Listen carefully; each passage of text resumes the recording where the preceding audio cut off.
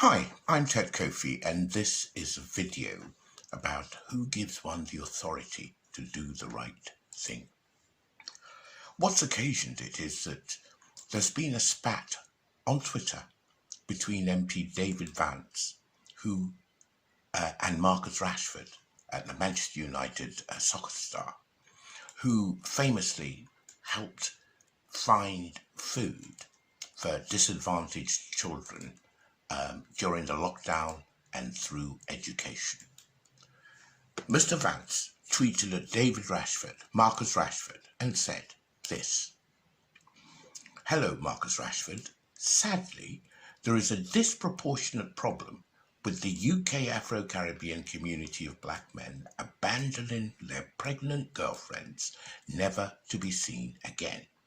In order to understand your comment below, can you confirm whether you have ever met your father?" Now, what on earth that has to do with finding food for needy and disadvantaged children? Nobody can imagine. Of course, three things come to mind about what MP David Vance was saying. The first thing is deeply coded. Here is an Englishman, Marcus Rashford. He wears the shirt with the three lions on it. He plays for England. All he's doing is doing his best for his needy fellow citizens in the form of children. And David Vance is basically saying, how dare you be such an uppity Negro? That's the code. The second thing he's saying is that he can't say what he really wants to say, in that here is a person of African origin who is British acting above his station. So he very carefully codes what is essentially a racist comment. Of course, it's been picked up by people like Owen Jones and others on social media, and some have even wondered why he hasn't been banned from Twitter. But the third thing, and this is the most significant, is that people like David Vance, MP, are incredibly cowardly, because racists never speak in plain language about their racism. They always couch it in one form or another, because they are essentially finding that what they do is either socially unacceptable or shameful. Now, the problem is that within our society, there are many who say, well, I'm not racist, I wouldn't do a thing like that. However, they are perfectly prepared to watch racism, overt and covert, fly rampantly in their environment, though they themselves, of course, aren't racist. Now, what it says to people of African origin, what it says to me, is that I don't want to engage. I don't want to engage with your reality, because your reality isn't reality, or your reality doesn't merit engaging with. And by the same token, somehow implied in that is that the issues of your life don't matter. Forget the fact that I'm a British citizen. And the irony of this, of course, is that this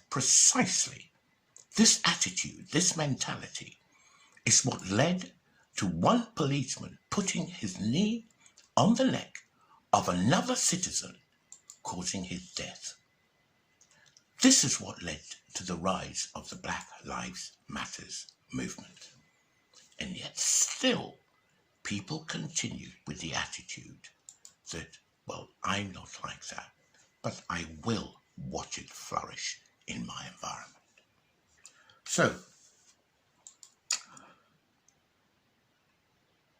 if our lives don't matter, our issues don't matter. And if we speak up about this, society has one simple strategy to kick back. It tries to gaslight the community into thinking that somehow it's troublemaking. People are dying. People are being incarcerated. Young kids are being stopped and searched without charge by the police daily. People are being racially profiled. But while society wants you to engage with what it considers are its problems, society isn't prepared to engage with the very real lived everyday experience of people who are members of that very society. So this leads on to another question. Who is doing something about this? And what is to be done? Well, that's going to be the subject of another video.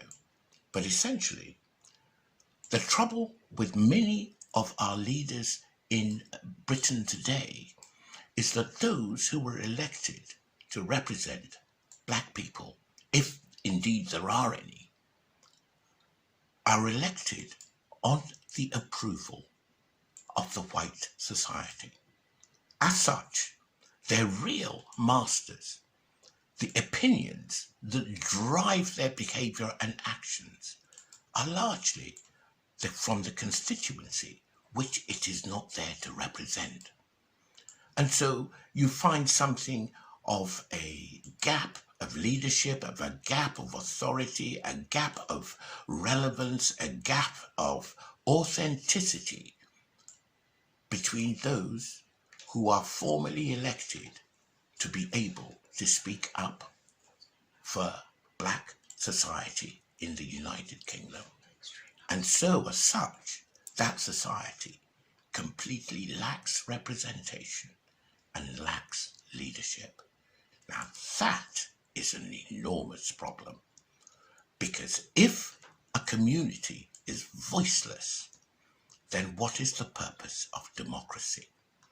If a community is gaslighted into thinking that by talking about its everyday real experience, it's being troublesome, then what is the value of that life in that society? Particularly if most of that society takes the attitude, well, I'm not like that, but I'm perfectly happy to watch you squirm.